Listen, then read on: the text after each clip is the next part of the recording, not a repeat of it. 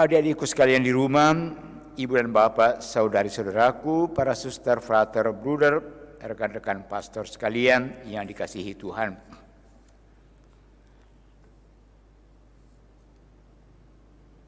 Dalam riwayat gereja awal,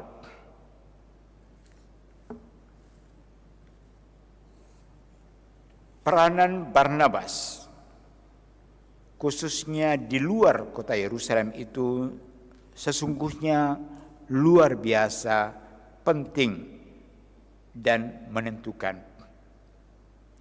Walaupun kemudian kita lebih mengenal Paulus dan tentu saja Petrus dan Yohanes, tapi sesungguhnya sabda Yesus kepada murid-muridnya yang kita dengarkan dalam Injil tadi itu dilaksanakan secara harafiah oleh Barnabas.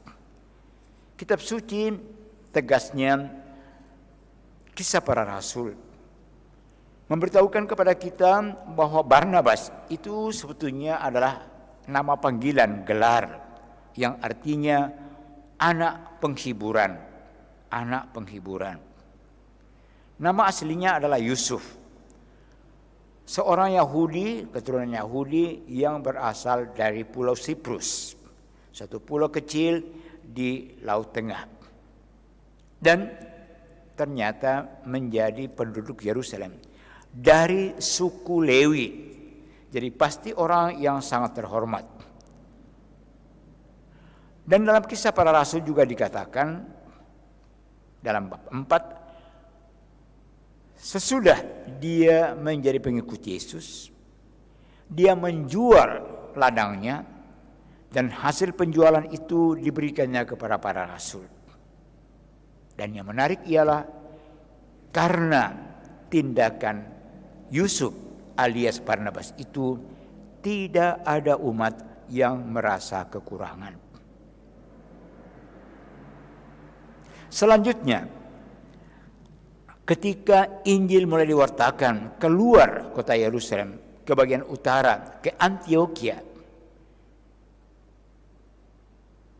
sekarang merupakan bagian dari negara Syria. Di Antioquia ini terkumpullah sejumlah umat, dan para rasul di Yerusalem mengutus Barnabas ke sana untuk memimpin umat di sana. Tentu umat yang kecil, tapi pastilah kepemimpinan beliau itu begitu berhasil sehingga dikatakan di Antioquia lah murid-murid Yesus itu disebut Kristen, artinya pengikut-pengikut Kristus. Sebelum itu orang-orang Yahudi menyebut mereka pengikut jalan Tuhan. Itu cerita belum selesai. Sebagai pemimpin umat di Antioquia, dia tahu bahwa Paulus yang belum lama bertobat tidak begitu diterima oleh umat di Yerusalem. Maka Paulus kembali ke kampung halamannya di Tarsus, sedikit lebih ke utara lagi dari Antioquia.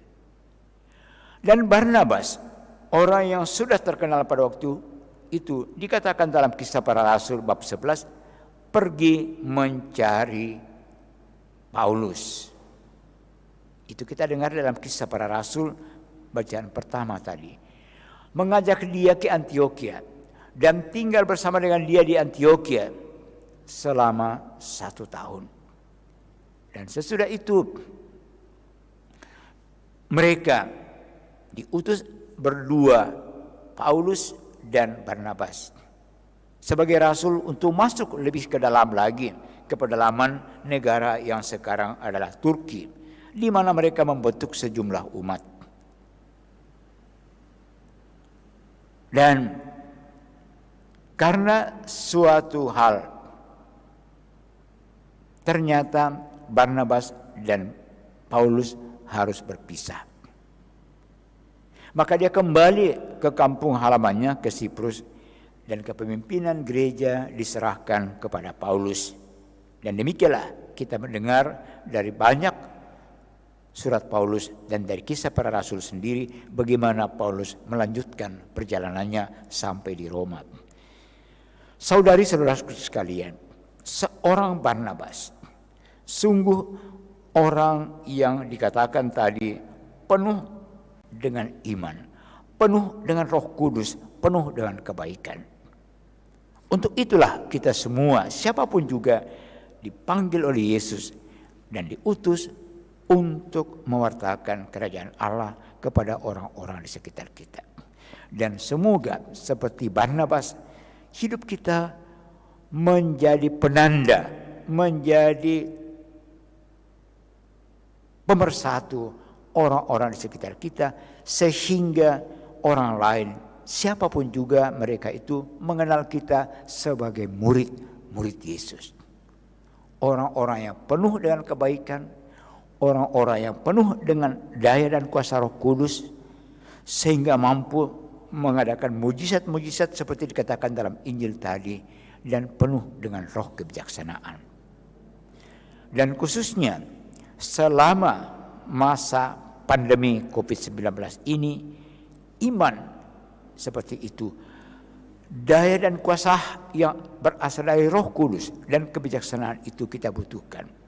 Supaya pun dalam keadaan yang sulit seperti sekarang, kita tetap menunjukkan diri sebagai murid-murid Yesus yang penuh dengan kebaikan, penuh dengan kebijaksanaan, penuh dengan iman dan daya serta kuasa Roh Kudus.